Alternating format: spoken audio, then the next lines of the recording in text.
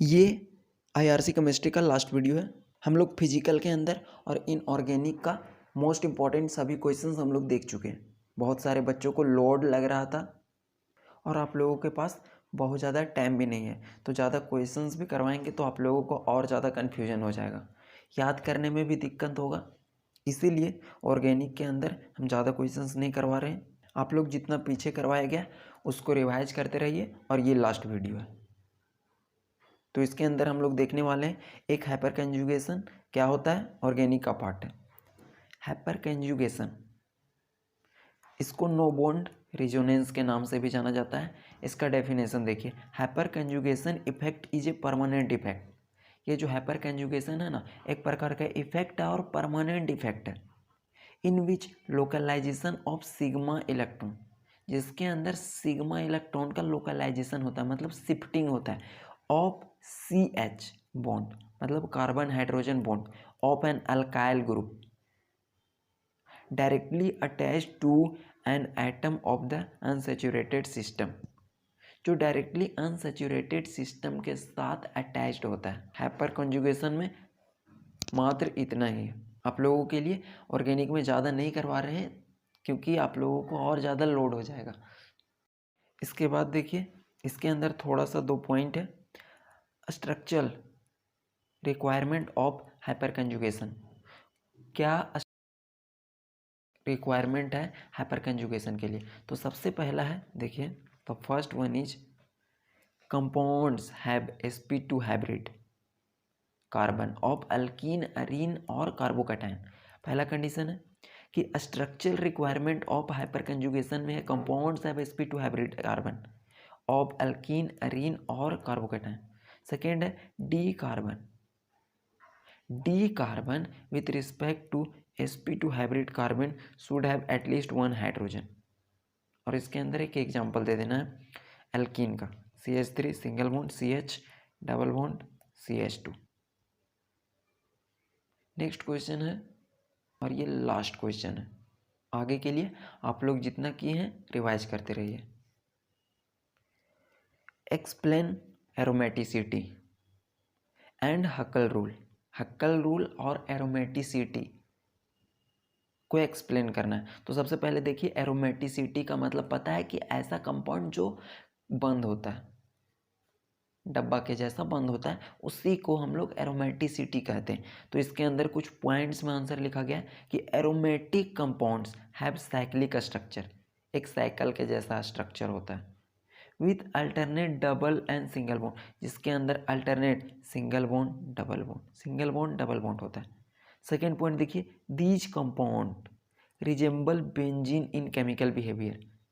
तो इन कंपाउंड में ना बेंजीन जैसा बिहेवियर होता है, और आप लोगों को पता है कि बेंजीन का स्ट्रक्चर कुछ ऐसा होता है, यहाँ से अल्टरनेट पे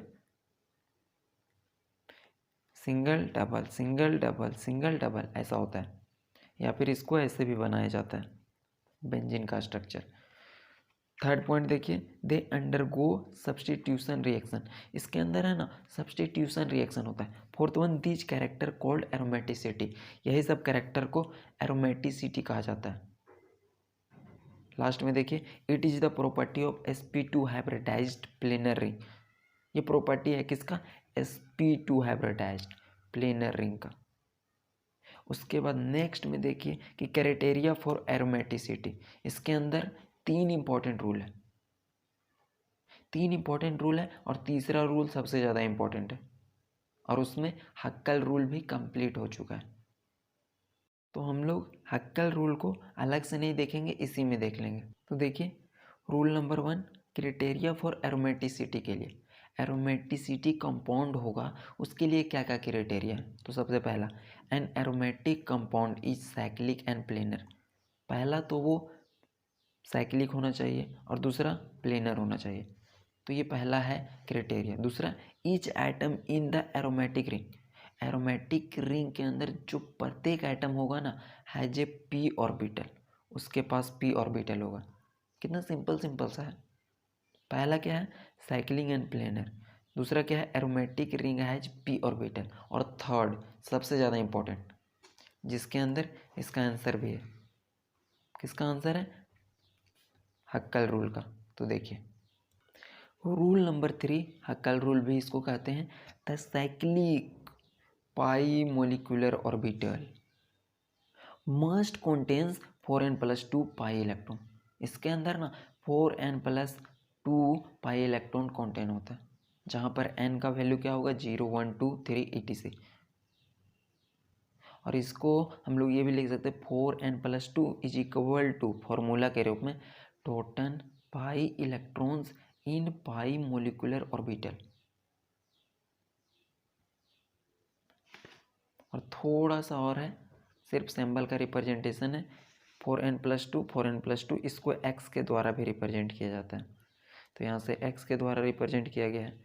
और यहाँ से अगर n का वैल्यू निकालें तो n is equal to x-2 upon में 4। इसको इधर किए तो माइनस में आया, 4 है वो डिवाइड में गया, तो n का वैल्यू ये आ गया। x कहाँ से आया, इसी को x के द्वारा भी रिप्रेजेंट करते हैं। तो ये है हक्कल रूल और एरोमेटिसिटी।